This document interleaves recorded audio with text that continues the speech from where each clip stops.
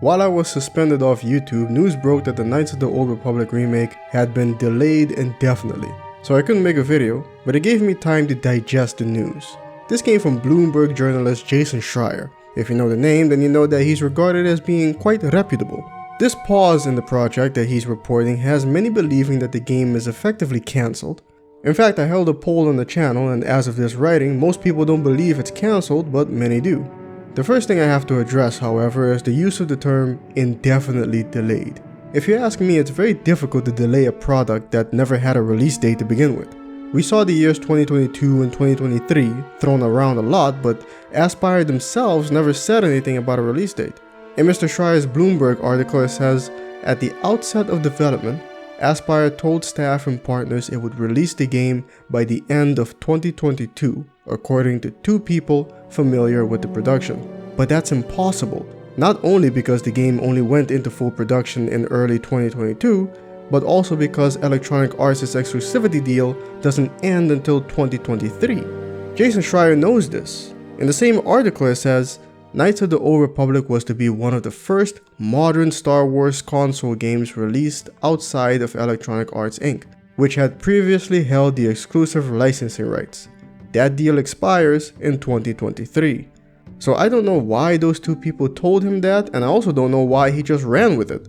The article goes on to say developers said a more realistic target now would be 2025, but it seems that a 2025 release date was always the more realistic target.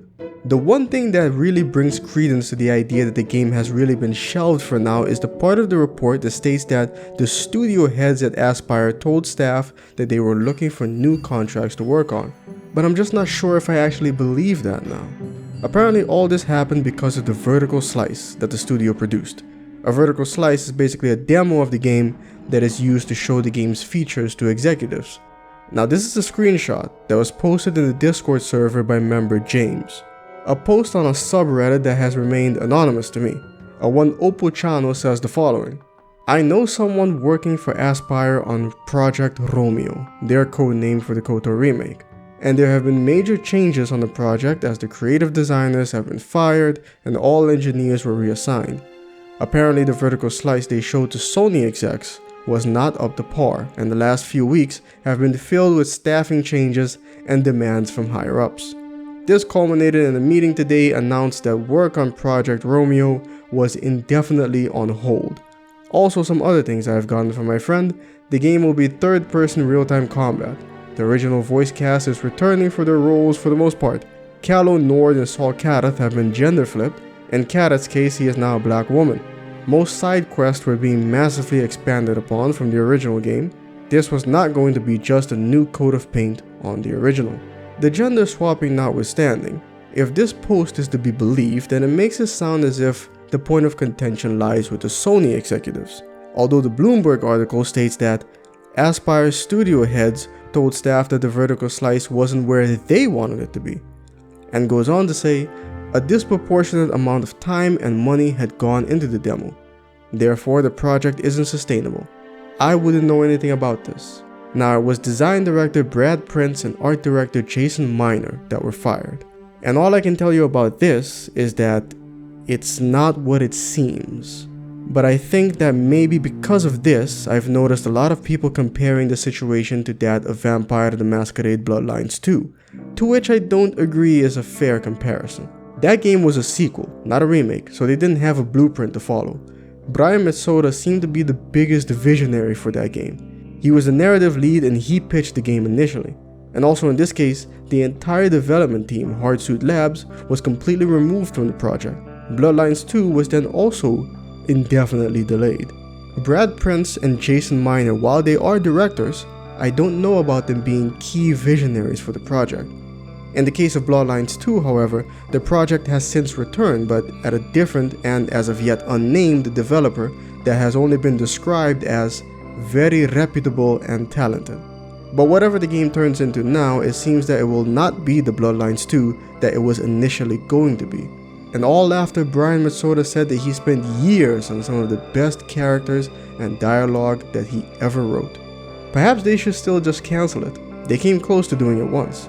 But as far as the KoTOR 2 remake is concerned, I don't think it's been cancelled. Saber Interactive is helping with the production, but I don't think they're taking over, nor do I think they should. The two companies are very comparable to one another, mostly making ports up till now, and Saber is busy with their own big game, Space Marine 2. The name Aspyr Media might be new to many, but the people they have working on the project are veterans from big name studios, some of which are ex-BioWare who worked on the original Knights of the Old Republic. This game has been a panic-inducing machine up till now. This is like the second or third mass panic involving it. First, it was the worry around Disney's involvement and whether it'll be rewritten to fit in with current lore, but thankfully that was put to rest. The remake will remain true to Legends canon. It doesn't seem like they're really rewriting much, but expanding upon what's already there.